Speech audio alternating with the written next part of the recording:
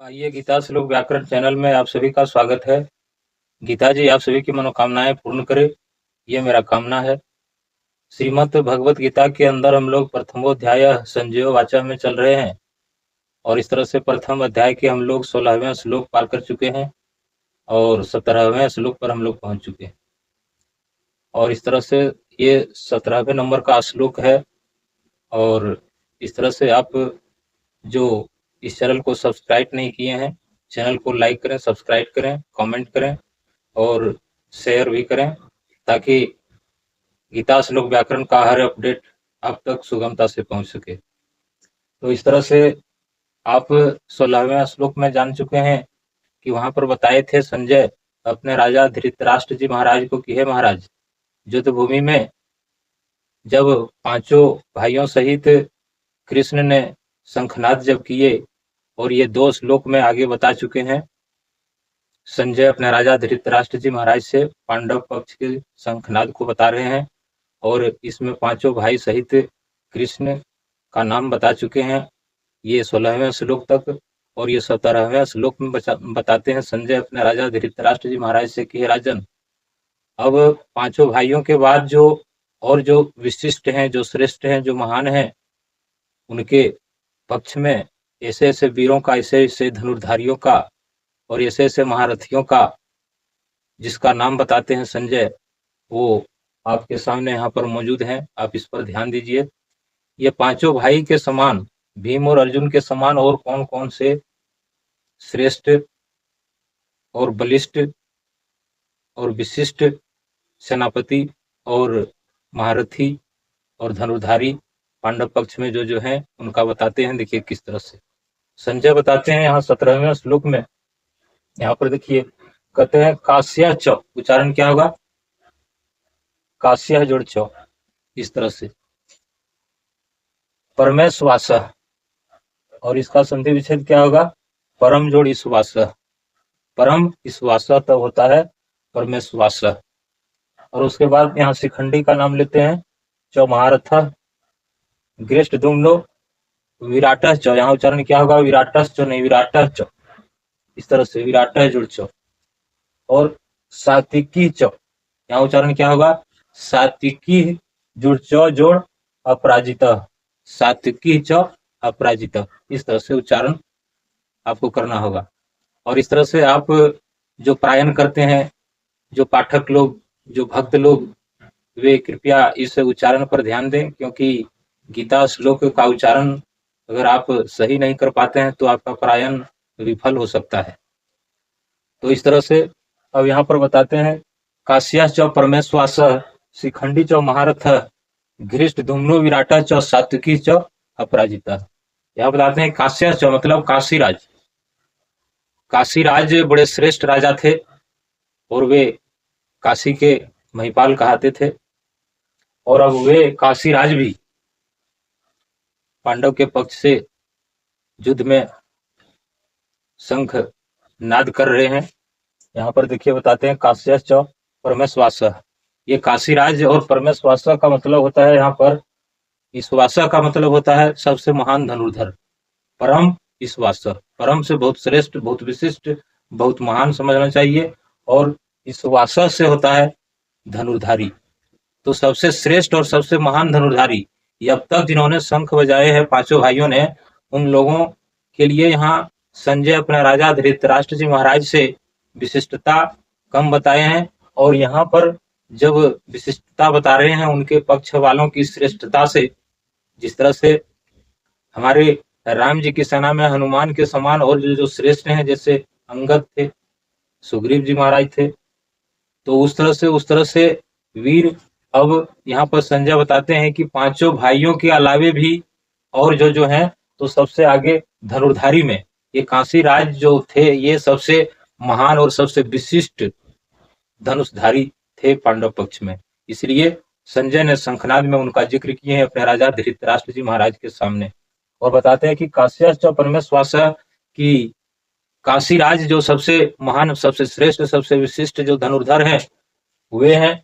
और शिखंडी चौ महारथ, अब कहते हैं कि अब महारथी अब तक नहीं बताए थे संजय, पांडव पक्ष के सबसे प्रथम यहाँ पर श्रेष्ठ धनुर्धर का नाम बता रहे हैं और श्रेष्ठ महारथी कौन है? शिखंडी।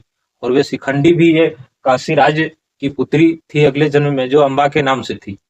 और उस अंबा ने अब ये भीष्म जी को मारने के लिए शिखंडी रूप से शरीर धारण किया है। और जो एक दैत्य से उसको पुरुष स्त्री से पुरुष तन मिला, एक दैत्य के श्राप से। और अब वे शिखंडी जो है सो पुरुष रूप में, जो स्त्री थी अंबा नाम की, वह अब शिखंडी रूप में और पुरुषत्व को प्राप्त किए हुए हैं वरदान से। और वे शिखंडी भी हैं जो सर्वश्रेष्ठ धनुर्धारी महारथी माने जाते हैं। और उसके बाद अब यहाँ बताते हैं घृष्टधुम्नो विराटश्च। अब कहते हैं घृष्टधुम्नो से कहना है कि है महाराज, एक और यहाँ विशिष्टता है कि घृष्टधुम्न जो है इसको द्रोणाचार्य को मारने के लिए उत्पन्न किए हैं द्रुपद राजा ने। और किस तरह किए हैं कि आज और उपआज नाम के दो ब्राह्मण भाई थे। वे वेदांत अनुशीलन परायण थे, वेदों के विशिष्ट ज्ञाता थे और वेदों के प्रतिशोधक थे। याज और उपयाज नाम था उन दोनों भाइयों का। और वे वेद मंत्र के बड़े प्रसिद्ध ज्ञाता थे। और उन्होंने यज्ञ किए और उस यज्ञ को करवाए राजा द्रुपद ने। और उस यज्ञ का उद्देश्य था कि उससे वह घृष्टधुम्न पैदा हुआ, जो द्रोणाचार्य को मारने के लिए उत्पन्न किया गया राजा द्रुपद के द्वारा। तो वे घृष्टधुम्न भी हैं और वे बहुत श्रेष्ठ सेनापति घोषित किए जा चुके हैं पांडव दल के। कौन? घृष्टधुम्न। तो ऐसे श्रेष्ठ व्यक्ति हैं घृष्टधुम्न। अब यहाँ बताते हैं विराटः च, कहते हैं कि ये घृष्टधुम्न ने भी शंख बजाए। और विराटः च अब बताते हैं अपने राजा धृतराष्ट्र जी महाराज से कि हे राजन।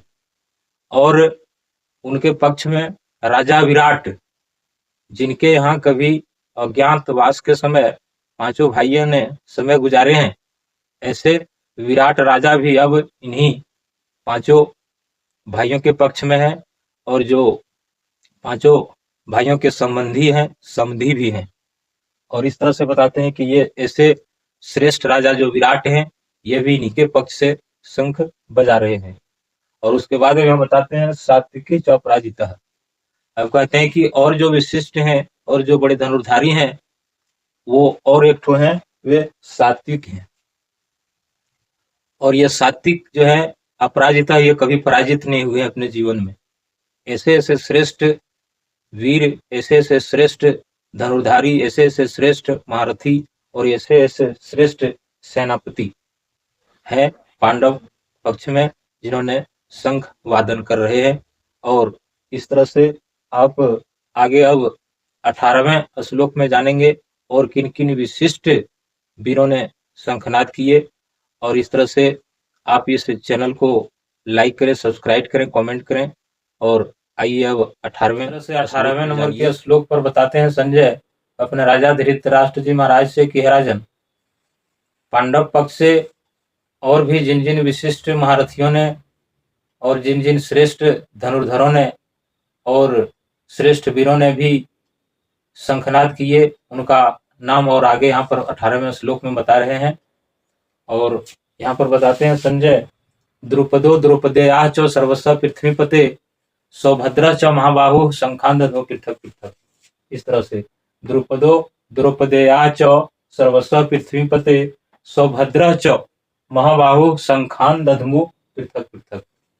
इस तरह से बताते हैं संजय अपने राजा धृतराष्ट्र जी महाराज से कि हे राजन, इनके अलावे जिन्होंने शंख बजाए और जो श्रेष्ठ और जो विशिष्ट और जो महान है, वे हैं द्रुपदो, राजा द्रुपद, और द्रौपदेयाच, और द्रौपदी के पांचों पुत्र, सर्वस्व से मतलब द्रौपदी के सभी पुत्र, मतलब पांचों पुत्र, पृथ्वीपते से संजय अपने राजा धृतराष्ट्र जी महाराज को संबोधन दे रहे हैं कि हे महीपते, पांडव पक्ष से और जिन जिन विशिष्ट महारथियों ने, विशिष्ट धनुर्धरों ने शंख बजाए, उनमें से राजा द्रुपद भी हैं और द्रौपदी के सभी पुत्र हैं। और कौन कौन है? सौभद्रा च महाबाहु शंखान दधो पृथक पृथक।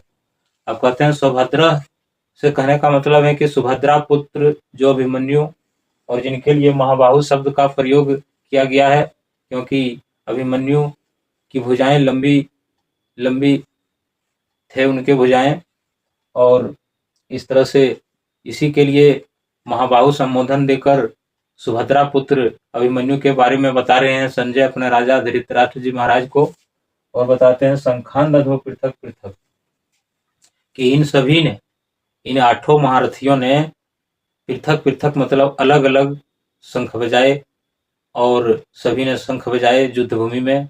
और अब इतने शंखों को एक साथ बजने से जो घनघोर ध्वनि, जो स्वर, जो आवाज जो पैदा हुआ, वे बड़े घनघोर शब्द पैदा हुआ। और उस शब्द को कवि वर्णन करते हैं 19वें नंबर के श्लोक में, और ये शंखनाद की आवाज की प्रतिक्रिया को आप 19वें नंबर के श्लोक में जानेंगे। और इस तरह से आप वीडियो को अंत तक देखते रहें, और गीता श्लोक व्याकरण चैनल को लाइक करें, सब्सक्राइब करें, कमेंट करें। जय गीता जी, जय गोविंद, राधे राधे।